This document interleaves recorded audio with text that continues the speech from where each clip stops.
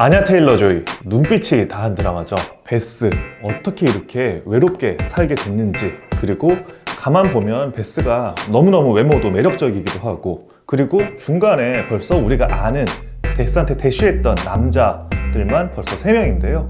그런데 왜 베스는 그 남자들과 제대로 이루어지지 못했을까? 그 안에 숨은 심리학적인 배경이 있습니다.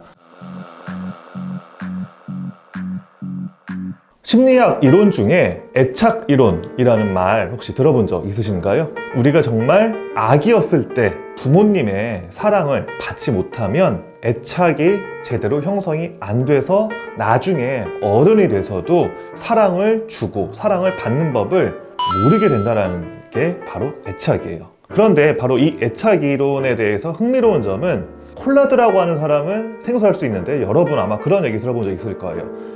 거위들이나 오리들이 알에서 처음 태어나서 처음 본 대상을 엄마라고 생각한다는 말 혹시 들어봤나요? 이걸 각인 이론이라고 하는데요. 알에서 깨자마자 처음 본 대상을 무조건 엄마, 아빠라고 생각을 하고 졸졸졸 따라다닙니다. 거위들 혹은 오리들이 처음 본 대상을 각인하는 그 뇌가 우리 인간에게도 숨겨져 있다라고 이 존 볼비는 생각을 했어요. 안타깝게도 우리의 주인공 베스는 엄마에 대한 배경 설명이 드라마 후반부에 나오게 되는데요. 엄마가 사실은 어딘가 좀 정신병리적인 문제가 있는 사람으로 나와요. 망상적인, 분열증적인 성향을 가지고 있던 엄마에게 자랐던 베스는 사랑을 받지 못하게 되고요. 그리고 기적적으로 살아나게 된 베스는 고아원으로 옮겨지게 되어서 거기에서 첫 번째 애착 대상을 만나게 되죠. 저는 그 친구가 너무너무 좋았는데 마지막에 다시 봤을 때도 너무 반갑더라고요. 졸린이 베스하고 처음으로 인간적인 친밀감을 느꼈던 그 첫 대상이었다는 점이 저는 너무 중요했던 것 같아요.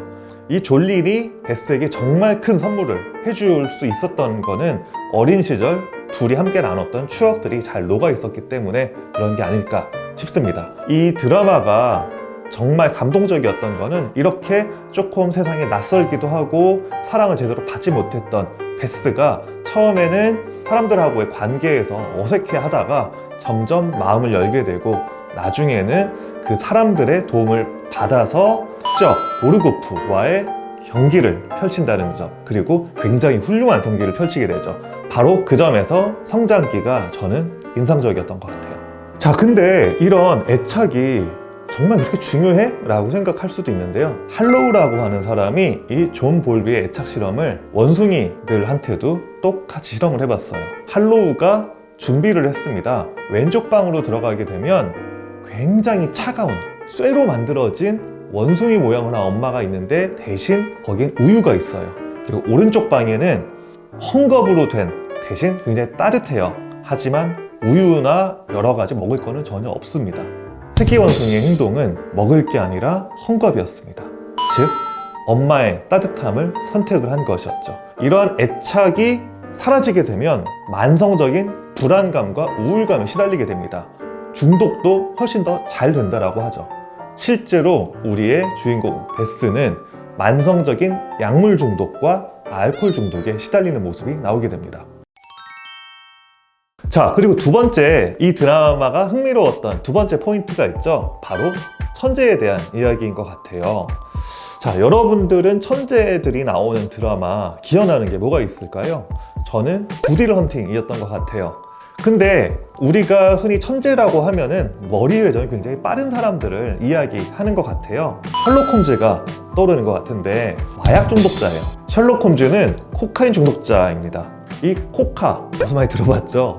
요즘에 당연히 안 들어가는데 예전에는 실제로 코카콜라에 코카인이 들어갔었어요. 마약 성분이. 그런데 이 코카인이 당시 한창 유행했을 때 쓰여진 소설이 바로 아서 코난 도일의 셜록 홈즈라는 소설이었고, 그래서 셜록은 자기가 머리를 조금 더 팽팽 쓰기 위해서 틈만 나면 코카인을 흡입하는 걸로 자주 묘사가 됩니다.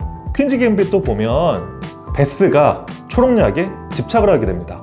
그 보육원 아이들 그리고 선생님들까지 모두 다 한자리에 모여서 영화를 보는데 몰래 빠져나와서 그 약이 보관된 곳을 다 털어버리는 장면들이 나옵니다. 그리고 약을 보자마자 그 어린 베스가 약을 입에다 다 털어 넣어버려요. 그러고 나서 기절하는 모습이 나오게 되는데, 베스는 애착이 결여된 사람이라고 했죠. 애착이 결여되면 세상이 다 불안하게 느껴지고요.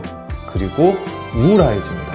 그래서 실제로 보르고프와의 시합을 앞두고도 항상 베스는 이 초록색 약을 한 움큼씩 집어 먹고, 안정제가 없을 때는 항상 술을 찾게 되는 이유가 바로 그 지점 때문에 그런 거죠.